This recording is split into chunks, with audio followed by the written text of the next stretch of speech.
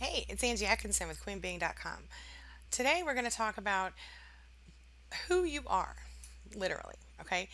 And my question for you is, do you know who you are and are you sure? Let's find out. All right, let's go.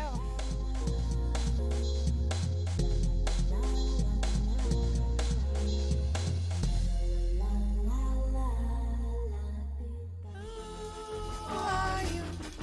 Ooh, ooh, ooh, ooh. Who are you? Ooh, ooh, ooh, ooh.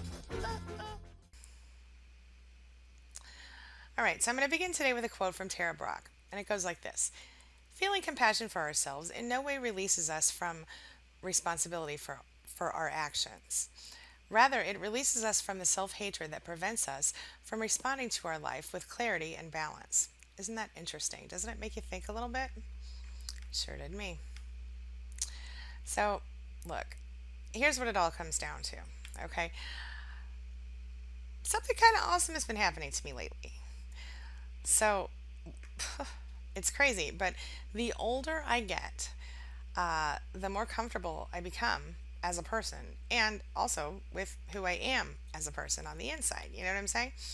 Truly, these days, I honestly do not give a crap what anyone thinks. I don't mean I don't care about how people feel, and I don't mean that I want to be around people who aren't, basically decent people, but I just mean that I just don't care if they don't like me because these days I like me. Yeah. And I understand that it's okay to be who I am. It's a new thing. Relatively speaking, for me. Something that I finally figured out, I don't know, 4 or 5 years ago. So, what do I mean by that? Well, truth is, I wasn't always okay with who I am. And there was really a time in my life when being me was like a serious problem because the messages of who I was supposed to be, the messages of, what I was not, those things were so loud that in my life that I couldn't even really hear my own mind, if that makes any sense. So, yeah, it's kind of an interesting concept what happens. So, all of this stuff happened to me, I believe, because I allowed, you know, people to define me. The fact is, I spent a lot of years doubting myself and just feeling simply like I wasn't good enough. You know, um, it's a difficult place to be as a person, right? I thought so. It it worked out okay for me over time, and the thing is, I don't have to go through all of that yourself. Okay, um, I spent so many years being like, oh my God, I'm not good enough. I doubted myself. I generally felt like I just wasn't really a real person in the same kind of way that other people were. You know what I mean? And that was partially because, growing up, I was led to believe that that was the case. I never really felt like I got validated, right? So generally, that led me to feel not real, like I was pseudo, if that makes any sense. I was going through the motions of life, and it seemed like that anything that I really thought was amazing and awesome, anything I loved, just wasn't really okay with anybody around me, right? It's a tough place to be when you're a kid. And of course, it carries through with you through adulthood. And it was honestly, like I said, it was because I allowed people other than me to define me. So as I've grown older, and more secure in myself, I have learned that not only am I okay as a person, but I'm kind of cool sometimes. I'm kind of a dork sometimes too, and I'm okay with that. That's the thing, I'm okay with it. It wasn't until I began to start seeing myself as like a whole real person and not some failure who couldn't meet the world's expectations of me that I really understood it all. But it all comes down to one big thing. And, what that is that you have to define yourself. Oh, so you have to define yourself. You and if you allow anyone else to do it for you, you're truly never going to be happy, never going to be fulfilled. All right. So to that end, today we're here to talk about what it takes to become your own person. Okay. And this is even and especially when you have been in a toxic relationship that has caused you to have a skewed perception of who you're supposed to be. All right. Now you're probably wondering, like, what does this have to do with being sexy? Because aren't we talking about being sexy this week? Yes, we are. We're going to get to that. Okay. So the fact is that, you know, you got to start like this. You got to really do you. Okay? This is how we're going to define yourself. Okay? You get to do it. I'm just going to help you with an outline of what you need to look for, and then you can figure it all out. Okay? It's simpler than it sounds. So, look. Some of us, a lucky few of us, are charismatic and comfortable in all social situations. I'm not one of those people.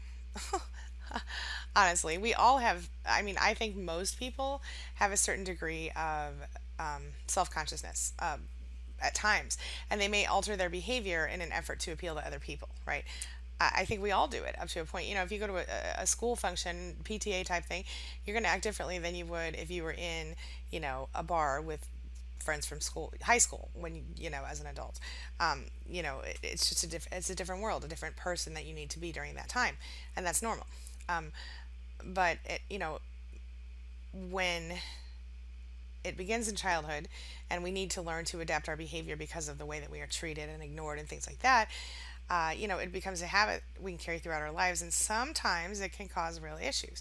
The pressure to conform in general is, we all have it up to a point. You know what I'm saying? So let me ask you a question. How much are you pretending? How much of yourself are you giving up in order to gain approval from other people? I want you to really think about this, all right?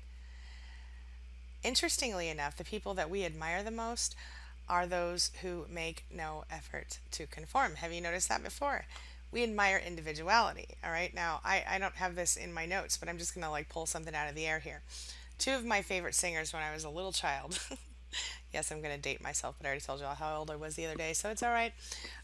When I was a small kid, two of my first favorite singers, like the people who I found in the music world who my mother had not introduced me to, okay? I think I was in second or third grade, and it was Madonna and it was Cyndi Lauper. Now, y'all know you've probably all still know who Madonna is, and she's kind of getting old now, and and I think that she's 10 or 12, 20, 10 or 15 years older than me, or more, maybe even 20. I don't know. Anyway, I know she seemed like she was a 20 something when I was a little child, but still, Madonna's nothing if not original, if not unique, if not individual, right?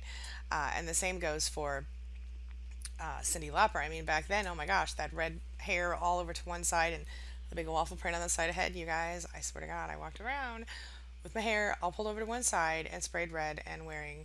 Well, I never got the waffle print thing, but I wanted to. Okay. Point is, we as a society admire individuality, even though we pressure each other to conform to standard stuff. Isn't that interesting?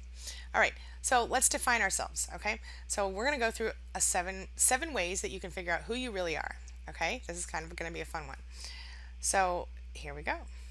Number one, you need to pay attention to other people. Now, it's a lot harder to feel self-conscious if your attention isn't on yourself, right? So the key to being self-conscious is to focus on your appearance, your clothes, your posture, your words. But if you let go of that stuff and you just focus on people around you in social situations, you're going to feel so much more comfortable. Give yourself a break. You don't, nobody else is well, it's highly unlikely that anybody else is looking at you as closely as you were looking at you. So just give yourself a break. You know what I'm saying? It does help. All right.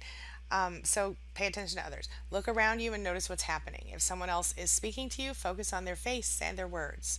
Your ability to focus outside of yourself is going to give you so much, and it's going to help. And as you practice it, you're going to grow. Because of what you have done in the past, because of what you've been through, because of the survival of getting through toxic abuse, getting through narcissistic abuse, because of that stuff and what you may be still going through, you're going to have a hard time sometimes being aware of people outside of the narcissist, especially if they're not manipulating you in the same kind of way. So making a concerted effort to focus on the outside of yourself can be very beneficial to you. It'll keep you mindful. It'll keep you, focusing on something that actually might work for you. Okay. All right. Number two, give your self-esteem a boost. So if you're, pretending to be something that you're not, which we all have done, especially if we are in a situation where we were raised by a narcissist, or, even if we got with one very young or whatever, pretending to be something that you're not, it really just suggests that you think you're not good enough, okay, in some way. And the fact is, you've done some amazing stuff in your life. I know you have. Even if you don't acknowledge it or you don't admit it, you have done some amazing stuff in your life. Focus on the positive qualities that you have. Remind yourself of your successes. Most importantly, leave your failures and regrets in the past. All right. Like I have a client right now going through a really hard time, and I'm talking to her pretty regularly and helping her with no contact stuff.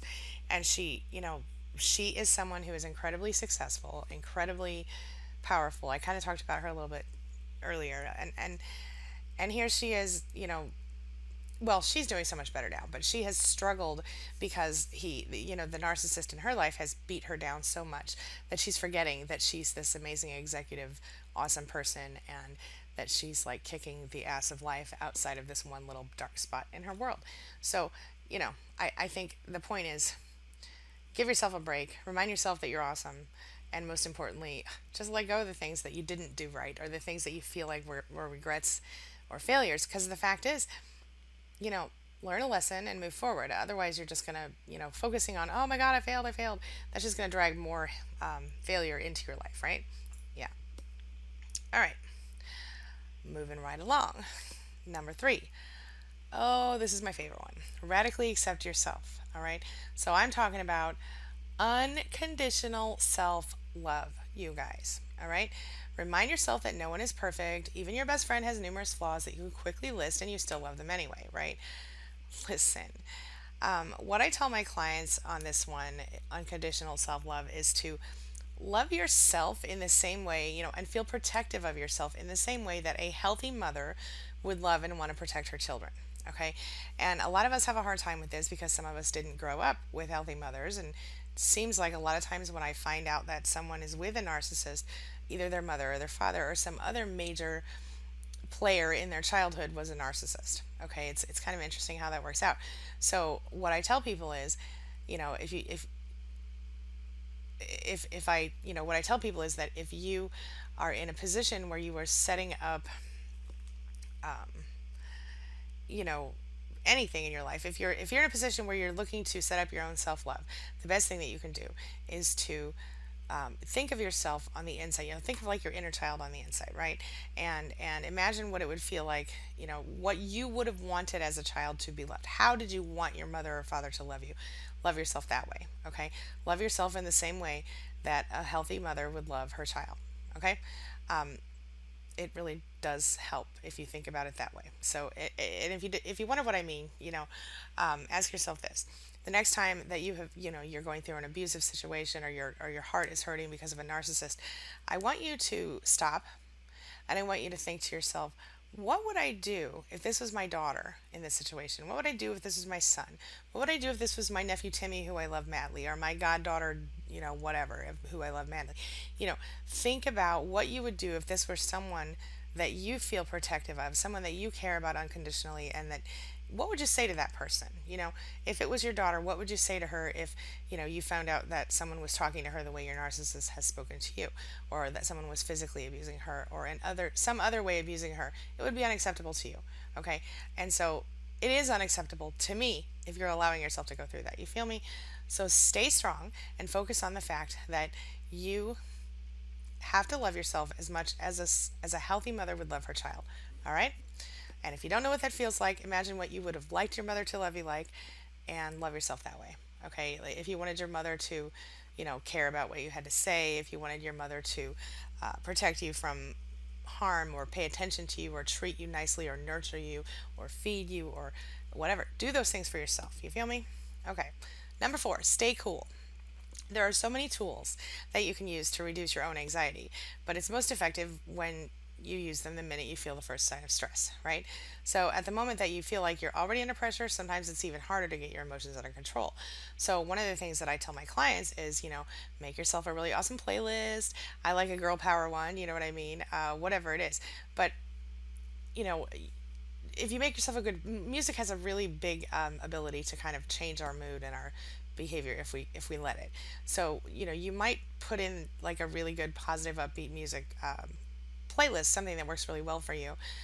Mine contains everything from like dirty rap songs all the way out to like you know perfect day, da, da, da, da, da, silly stuff like that. So the point is that it makes you feel really good. So, but another tip, if you're not in a position where you can pop some headphones on, you know, when you notice yourself becoming uncomfortable initially, focus on slow, deep breaths. So, breathe in, breathe out, in through your nose, out through your mouth. Say about 5, 10 of them. Okay, don't go too crazy, you might pass out.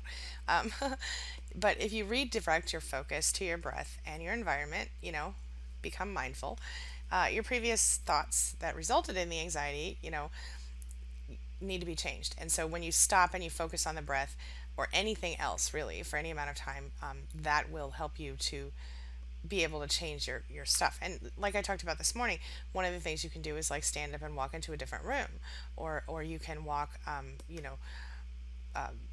go out and walk around the block, or get in your car and go for a drive and turn the music up. It doesn't matter. Just change your environment if you can, or do the four corners thing that we talked about before, where you look at, upper left hand corner, lower left hand corner, upper, lower right hand corner, da da da. Follow the four corners of your screen around with your eyes, for 1 to 2 minutes, and it can totally change your world, especially if you just focus on only following the corner of your screen or the corners of the wall behind it or whatever.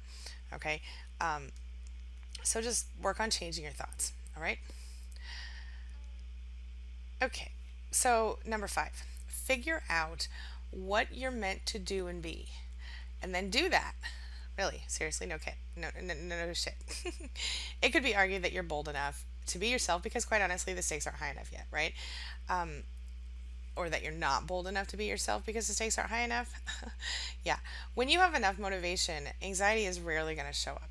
So you might be too bashful to raise money for your new business, but honestly, it's no problem if you're like, I don't know, raising money to save your child from cancer. Point being, you know, figure out what you're meant to do and be. Like what I'm doing here right now, is something that I'm driven to do by my passion. I have a passion for trying to help people to get through it, to get through the hard times with narcissism and narcissistic abuse, because I've been there, and because it literally changed my life when I figured it out. And it literally caused me to go from living a life that I was not enjoying to a life that I created myself, that I do enjoy very much. And I believe that we can all do that. I don't think I'm any more special than any of you. I think we all have the ability to create our lives, and that is what I've been trying to share with the world forever now. And for whatever reason, I have been able to connect with this community, and I think it's just amazing. And I'm so blessed and so lucky. Thank you, thank you, thank you for being there for me, and for me being there, allowing me to be there for you and to become part of your day. It's just it's good stuff. All right. My point is, if you know what you're supposed to do, do it and feel it. Do you know your purpose in life? Do you? Because, when you can answer that question definitively, a lot of the social pressure in your life is just going to disappear. So, how does that work, right?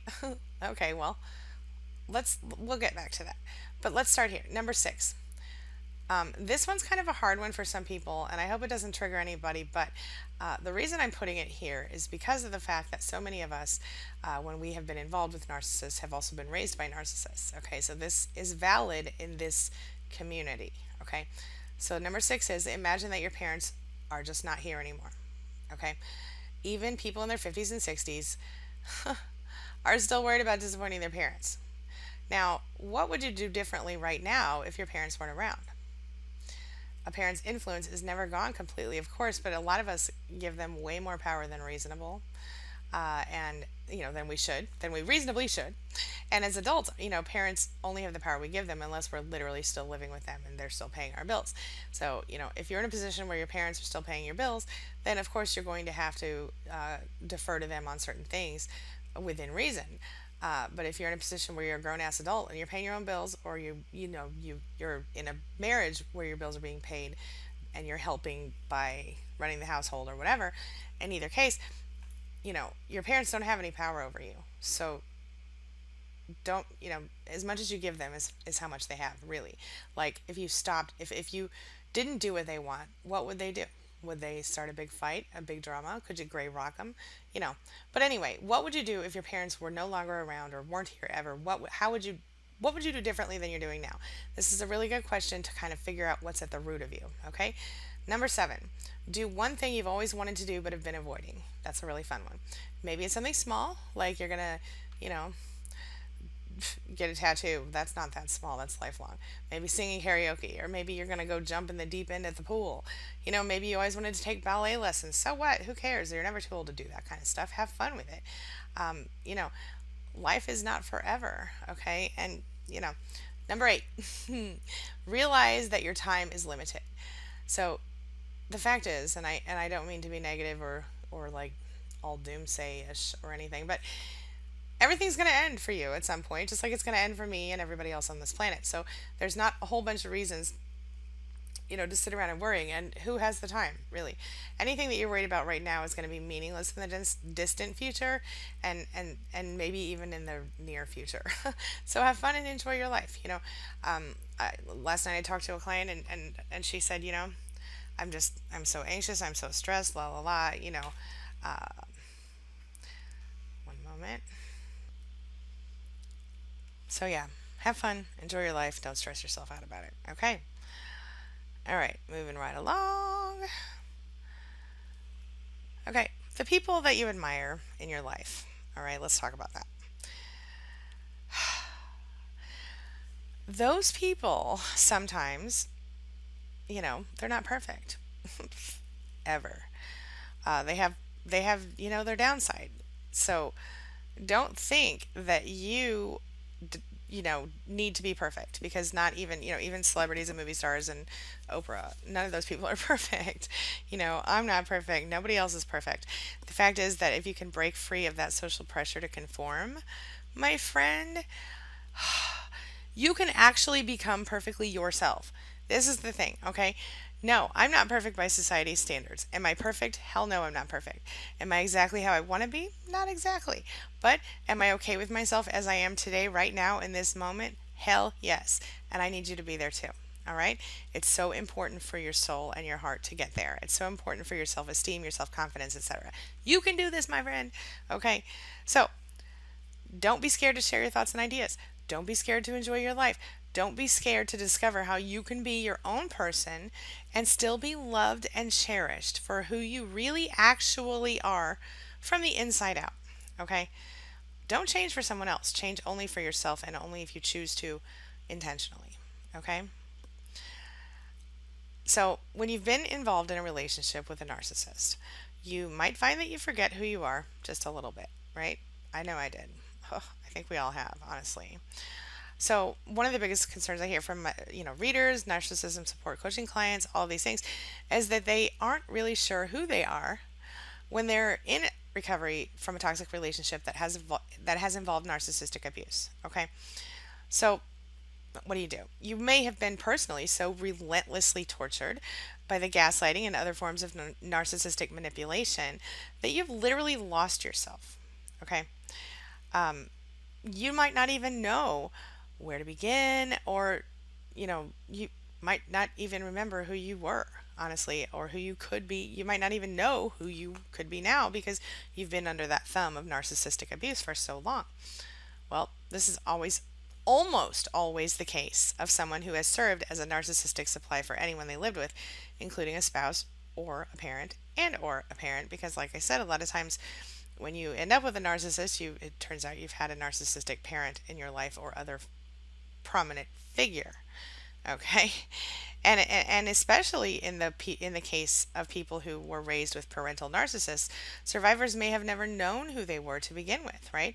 So these are the people who often tell me, you know what, I have no idea where to start. I don't even know who I am. I have no idea where to even think about who I am, right?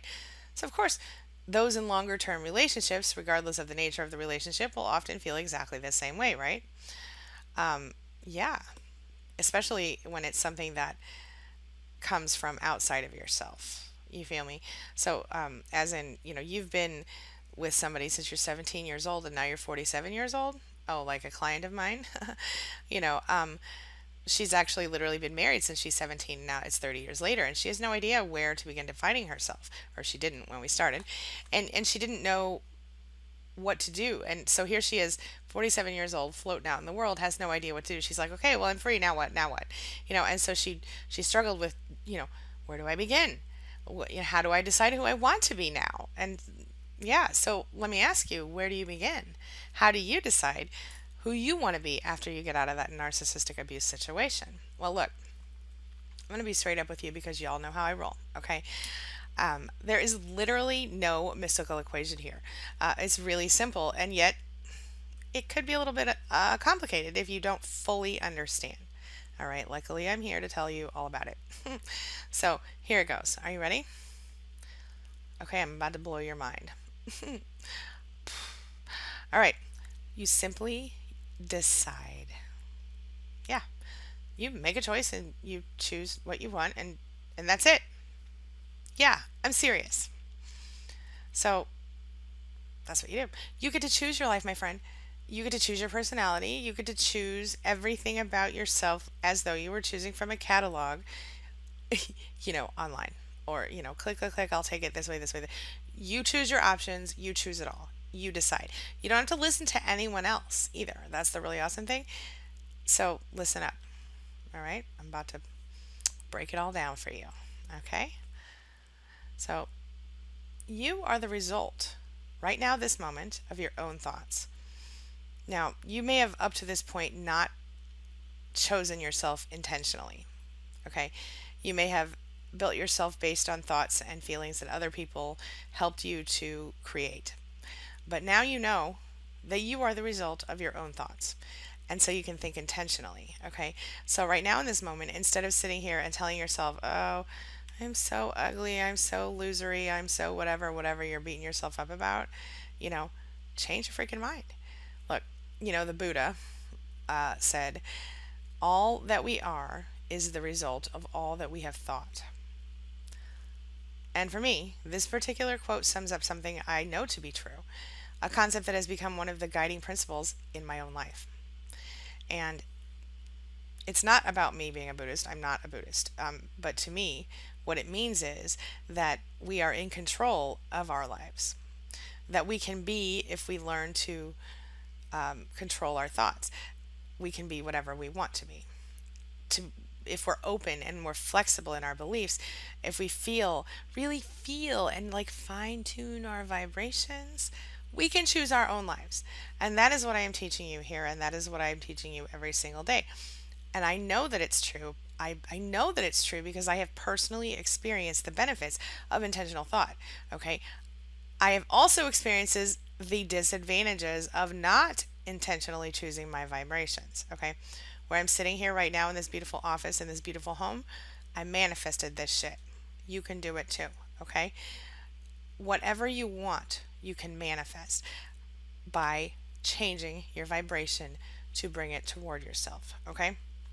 Let me ask you a question. Does Buddhist quote resonate with you? Do you believe that to be true? What does it mean to you? Are you ready to reinvent yourself after narcissistic abuse?